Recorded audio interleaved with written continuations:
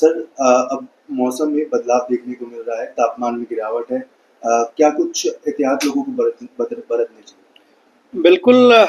मौसम में बदलाव स्पष्ट तौर पे देखा जा रहा है, खास करके अब देर रात कहूँ या अर्ली मॉर्निंग में कहूँ, तो उस वक़्त टेम्परेचर में थोड़ी-सी ठंडक है और ऐसा जो एनवायरनमेंट या टेम्परेचर है, वो किसी भी किस्म के वायरल फ़ीवर को बहुत जिसको कहते हैं सूटेबिलिटी वाला फ़ीवर है, तो ऐसे में खाँसी-जुकाम के जो केसेज़ हैं और खास करके कॉमन कोल्ड हम जिसको कहते हैं, वो केसेज़ अस्पतालों में आने लगे हैं और संभवतः आने वाले दिनों में इनमें बढ़ोतरी हो सकती है। ख़ास करके इस मौसम में हमें जो सबसे ज़्यादा ध्यान देने की ज़रूरत है, उन लोगों को ध्यान देने की ज़रूरत है जो स्कूल गोइंग बच्चे हैं, उनको वायरल फ़ीवर या कॉमन कोल्ड हो सकता है। इसके अलावा जो लोग सफ़र करते हैं या बस में या ऐसी जगह पे सफ़र कर रहे हैं या ट्रेन से सफ़र कर रहे हैं, उनको अत्यधिक सावधान रहने की ज़रूरत है, क्योंकि अगर आपको पहले से कोई हार्ट की, हृदय के जिसको हम कह रहे हैं हृदय रोग या अस्थमा या सीओपीडी के आप मरीज़ हैं, तो वो इस वक़्त एक्सेजरेट यानी बढ़ सकता है पर्टिकुलरली। ऐसे में जब ठंडी हवा की वजह से ना केवल आपको अस्थमा प्रेसिपिटेट कर सकता है, बल्कि आप जो पुराने हृदय रोगी हैं, उनको हार्ट की समस्या बढ़ सकती है। इसके साथ-साथ इस बदलाव भरे मौसम में आपका ब्लड प्रेशर भी अनियंत्रित होने के चांसेस रहते हैं। इसलिए लोगों से भी ये सलाह रहेगी कि यदि आप अब दिन में पूरी बाजू के तो वस्त्र पहने और यदि आपको सुबह दोपहिया वाहन पे या ऐसे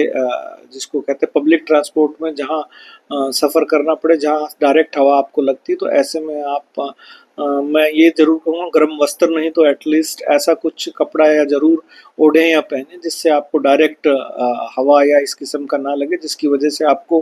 अस्थमा प्रेसिपिटेट ना हो और आपका अंजाइना या हृदय रोगी हैं या ब्लड प्रेशर, तो अंजाइना या ब्लड प्रेशर आपका वो प्रेसिपिटेट ना हो। सर खाने-पीने की चीज़ों में क्या कुछ ध्यान रखना पड़ेगा? हाँ, अभी तो अच्छी बात ये है कि जैसा आपने बताया कि टेम्परेचर हो गया, डाउन आ गया है, तो इस वक़्त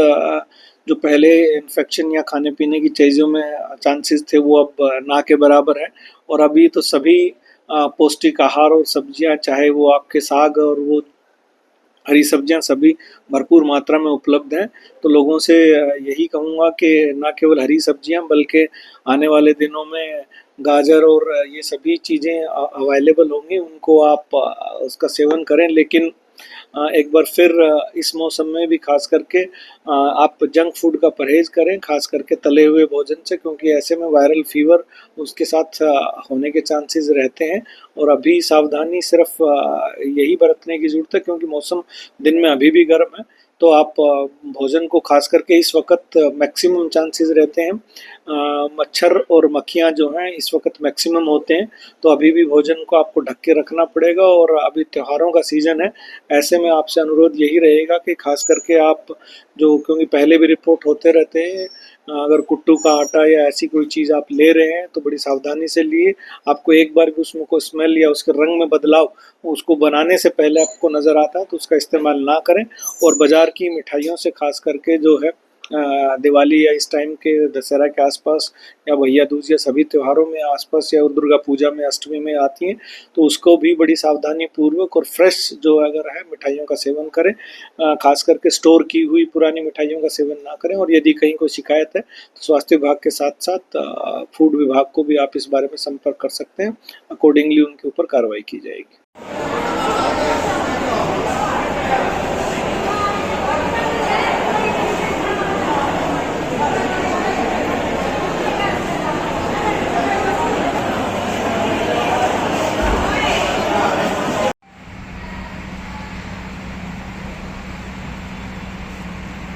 Igual, listo, no me va a